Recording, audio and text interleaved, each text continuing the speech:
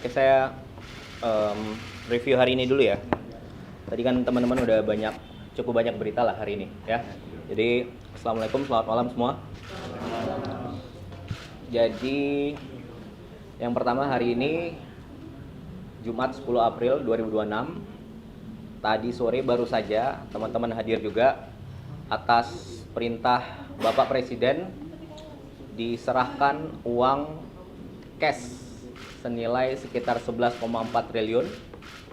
Itu apa? Itu adalah denda atas segala bentuk pelanggaran hukum dan korupsi di kawasan hutan ya. Yang mana sejak 1 tahun lalu Bapak Presiden membentuk Satgas yang total sampai sekarang itu uang cash yang diserahkan kepada negara adalah sekitar 31,3 triliun. Itu berupa uang cash dan aset senilai kurang lebih 370 triliun. Oke. Nah, poinnya apa? Tadi adalah salah satu dari banyaknya bentuk aksi tegas, konkret, bukti nyata pemerintah Bapak Presiden Prabowo dan tim untuk memberantas korupsi dan segala pelanggaran hukum ya. Itu yang pertama. Kemudian yang kedua, saya mau luruskan beberapa isu. Tadi ada pertanyaan. Jadi beberapa waktu lalu sempat ada isu yang menyampaikan bahwa dalam waktu dekat Indonesia akan chaos ya. Pertama saya minta maaf, mau luruskan, itu adalah narasi yang keliru. Tidak ada itu chaos-chaos. Yang ada adalah semuanya terkendali. Buktinya apa? Satu, di tengah konflik global dan dampak di Timur Tengah, perang di Timur Tengah, banyak sekali negara yang menaikkan harga BBM, kesulitan BBM, tapi justru Presiden Prabowo memutuskan untuk tidak menaikkan harga BBM subsidi sama sekali. Itu fakta. Anda bisa lihat sendiri di negara tetangga dan negara sekitar. Oke? Kemudian yang kedua, data perekonomian dari ekonomi yang benar menunjukkan kita mengarah ke optimistik. Daya beli masyarakat terjaga. Dan yang paling penting ini, yang paling nyata, pemerintahan Pak Prabowo sudah 2 kali melaksanakan lebaran. Dan faktanya, buktinya, di 2 kali itu kita alami bersama, seluruhnya stabil. Harga bahan pokok, kebutuhan pokok tersedia. Harga-harga stabil. BBM tersedia. Dan arus mudik lancar ya. Itu adalah fakta data yang tersedia di lapangan. Semua terukur di sini. Jadi masyarakat jangan khawatir. Itu yang kedua. Kemudian yang ketiga saya mau jawab juga. Sekarang ini ada satu fenomena. Apa itu? Ada yang namanya inflasi pengamat. Jadi banyak sekali pengamat, oke? Ada pengamat beras, tapi dia backgroundnya bukan di situ. Ada pengamat militer, ada pengamat luar negeri, dan pengamat-pengamat itu datanya tidak sesuai fakta, datanya keliru, oke? Dan teman-teman coba Anda perhatikan, dari sebagian besar pengamat-pengamat itu adalah pengamat-pengamat yang sejak dulu sudah berusaha mempengaruhi warga, membentuk opini publik. Bahkan sejak Pak Prabowo belum menjadi presiden. Jadi pengamat-pengamat itu sudah mempengaruhi warga. Tapi faktanya apa? Faktanya lebih dari 96 juta warga lebih percaya Pak Prabowo. Tidak percaya mereka. Nah, itu adalah bukti nyata kepercayaan publik, bukan suatu asumsi ya. Jadi Saya kira boleh kita berbeda pandangan, boleh berbeda pendapat, silahkan beri kritik, tapi jangan sampai kita memberi statement yang mengarah pada kecemasan, membuat orang cemas terhadap negeri ini, ya.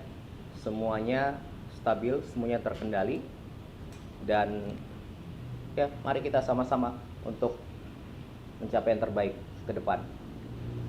Kemudian satu lagi, kita harus punya harapan dan doa yang baik untuk negeri ini. Jangan sampai kita menjadi orang-orang yang malah justru mengajak orang lain untuk punya harapan dan doa yang jelek untuk negeri yang kita cintai ini, ya. Semuanya, termasuk Anda rekan-rekan pers, semuanya bekerja keras. Tentu belum sempurna. Kami terima kritik, terima masukan. Nah, secepat mungkin kita sempurnakan, kita maksimalkan sesegera mungkin. Itu aja dari saya. Terima kasih. Ada pertanyaan? Silakan tanya. Pengamat beras ini apakah terkait dengan pernyataan Pak Ferry Amsari yang menyoroti soal stok beras nasional? Oh enggak, saya secara menyeluruh saja. Oke, tadi saya bilang ada inflasi pengamat, ada banyak sekali pengamat. Anda mungkin lebih paham dari saya, itu secara menyeluruh. Oke, lanjut ya. Anda silakan. Yuk. Mas, Bapak Presiden. Gantian dong, dikagetin kaget kan? Bapak Presiden katanya mau harusnya dalam waktu dekat akan membahas masalah energi mungkin BBM untuk sebagai substitusi impor yang selama ini dilakukan. Apakah benar seperti itu? Ya, ada rencana demikian, tapi untuk pastinya nanti Kementerian Luar Negeri akan menyampaikan. Ada beberapa negara yang tentunya sudah kerjasama. Contoh kemarin Bapak Presiden baru kembali dari Jepang, dan mungkin Pak Menteri SDM sudah menyampaikan juga, ya, ada kesepakatan terkait minyak dengan Jepang, ya. Untuk yang selanjutnya nanti mungkin lebih confirmnya besok, pasti Kemenlu akan menyampaikan kemana negara yang sudah confirm akan dikunjungi Bapak Presiden. Oke? Nah, saya yang tunjuk sekarang, gantian. Ya, yuk mau nanya, kamu? Enggak? Mbak? Mbak? Belum? Nggak mau nanya? Mau nanya? Bentar, saya yang tunjuk, gantian. Enggak? Terkait tadi pengamat Sudah ditanya tadi, yang lain. Mbak? mungkin ini tanggapan mengenai penggeledahan di Kementerian PU, tanggapannya dari Ya, silakan geledah. Tadi malam kan? Oke, dan malam sebelumnya kebetulan Pak Menteri PU juga ke tempat saya. Jadi intinya kita terbuka untuk hukum, termasuk Bapak Presiden sering menyampaikan siapapun bila bersalah dan kalau terbukti, ya, itu silakan diperiksa, gitu ya, termasuk keluar dan ke dalam. Dan di Kemen PU kemarin digeledah oleh Kejati Jakarta, gitu ya. Itu kira-kira. Ya. Mas, ada dua pertanyaan. Yang pertama soal motor BGN itu seperti apa sih sebenarnya pengadaannya? Kemudian yang kedua mengenai harga plastik ini, Menteri Perindustrian udah komunikasi belum dengan Pak Presiden? Oke, untuk yang dua itu tentunya yang Kepala BKN kemarin dan tadi kemarin habis sebelum rapat koordinasi sudah menjawab juga. Mungkin banyak belum lihat. Kemudian yang kedua untuk yang Menteri Perdagangan tentang plastik itu beliau juga sudah jawab, dan juga Menteri Ekonomi juga sudah menjawab juga. Nanti tolong dicek aja kembali. Dari Menteri Perindustriannya udah Ya, komunikasi, silakan. Mas? Saya, Mas. Ya. Soal ini, Mas, saya mau nanya soal terkait postingan Mas, kan sempat memposting pertemuan dengan Mas Wapres. Dengan siapa? Apa sih? Dengan Mas Wapres. Itu apa sih, Mas, isinya, Mas? Kemudian yang kedua, Mas Wapres juga mendesak soal adanya hakim ad hoc di peradilan kasus Andi Yunus. Oke, yang pertama, minggu lalu menghadap Pak Wakil Presiden silaturahmi Lebaran masih di bulan Syawal, itu minggu kedua bulan Syawal. Saya diberi kehormatan oleh beliau untuk diterima khusus selama 1,5 jam. Banyak hal yang dibicarakan, tentunya pembicaraan tertutup. Itu aja kira-kira. Oke, terakhir. Silakan. Mau follow up soal ini Mas, pasukan punya 3 pasukan TNI di Unifil gitu. Sejauh ini bagaimana tindak lanjut dari pemerintah dalam evaluasi, apakah sampai tahap untuk menarik pasukan TNI seluruhnya dari Unifil gitu? Oh, tidak ada untuk ke situ. Evaluasi tetap berjalan, evaluasi ke dalam dan keluar.